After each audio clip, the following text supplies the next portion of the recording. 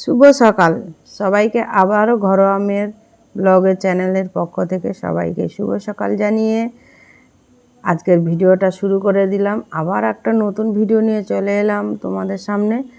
তোমরা দেখো আজকের একটু গরমের হাত থেকে রিলিফ পাওয়ার জন্যে মেঘবাবু কী করছে দেখো, একদম কি সুন্দর ওয়েদারটা, দারুণ ঠান্ডা ঠান্ডা। অনেক দিন তো সবাই গরম কাটালাম, আজকের দেখছি হঠাৎ মাত্র মেঘলা করেছে। আর শুধু মেঘলা নয়, একদম কালো ঝিম।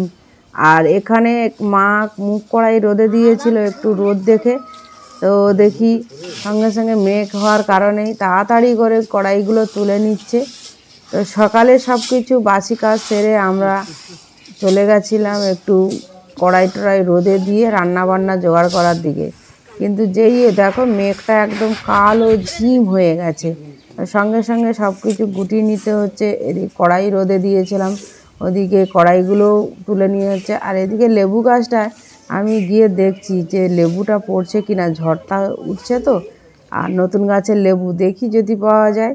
আর নারকেল গাছের মাথার উপর দিয়ে আমি দেখাচ্ছি, দেখো কি সুন্দর কালো ঝিম হয়ে গেছে। আর এই ভিউটা দেখতে তো অসাধারণ লাগছে, অসাধারণ।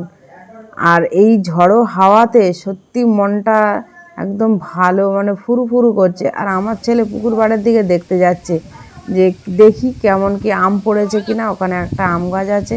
আর এদিকে মা দেখো একবার বলছে খড় রোদে দেবো, একবার গুটিয়ে নিচ্ছে, ওই করছে মা, কি আর করবে। মেঘে ঢাকা হয়ে যাচ্ছে।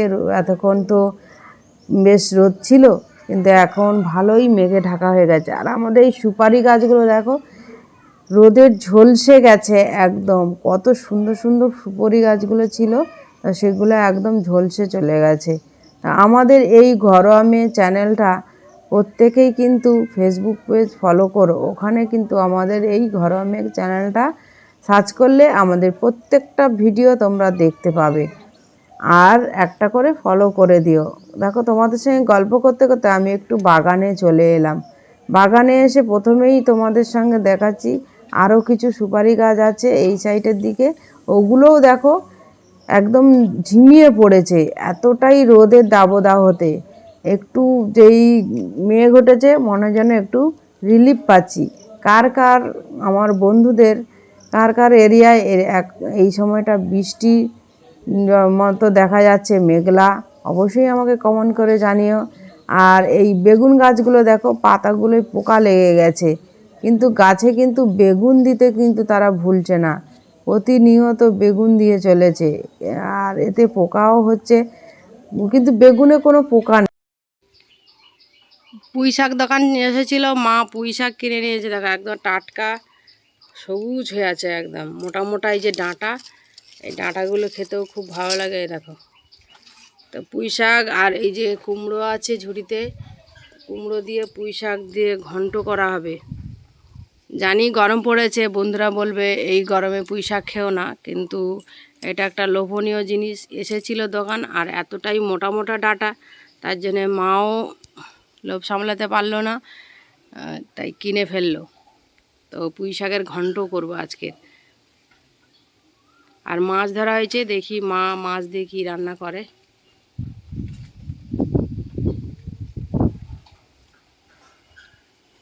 আর পুঁই শাকটা দেখেই আমি বসে পড়েছি আগে কাটতে, কারণ লোভনীয় জিনিস, আমারও খুব এটা প্রিয় খাবার।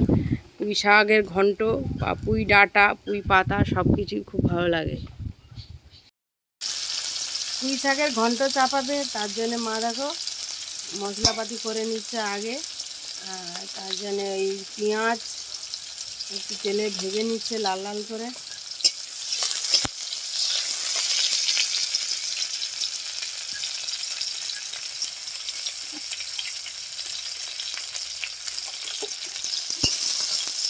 একটা তেজপাতা মা ছেড়ে দিয়ে দিল।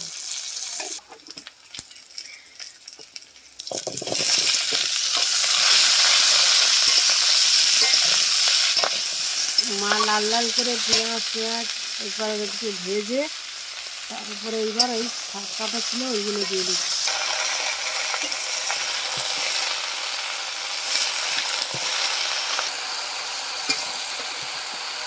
এক কড়া হয়েছিল, আগে কষে কষে কৈঠিপুতে পরিণত হয়ে গেছে, একদম একটুখানি হয়ে গেছে। আর এটা লোভনীয় জিনিস, এ ভাগ করতে ফুলবে না, যা দেখা যাচ্ছে একটুখানি হয়ে গেছে। আবার এর মধ্যে মাছের মাথা আর মাছের ডিম পড়বে, তাহলে খেতে কতটা সুস্বাদু হবে। পুঁই শাকের ঘন্টটা আজকে মানে ভাগ করতে কুলোবে না, একদম একটুখানি হয়ে গেছে। পাতা টাতা আর দেখা যায়নি, শুধু ডাঁটা, আলু আর কুমড়ো দেখা যাচ্ছে। অথচ পাতা কতটাই না দিয়েছি, অনেক পাতা দিয়েছি। এই যে ভেজে রাখা মাছের মাথা আর মাছের ডিম মা দিয়ে দিল। এবার এটা আর একটু কষেই মা একটু জল ঢেলে দেবে পরিমাণ মতো, দিয়ে একদম ঘন্ট কাটা কাটা মাখা মতো হয়ে যাবে।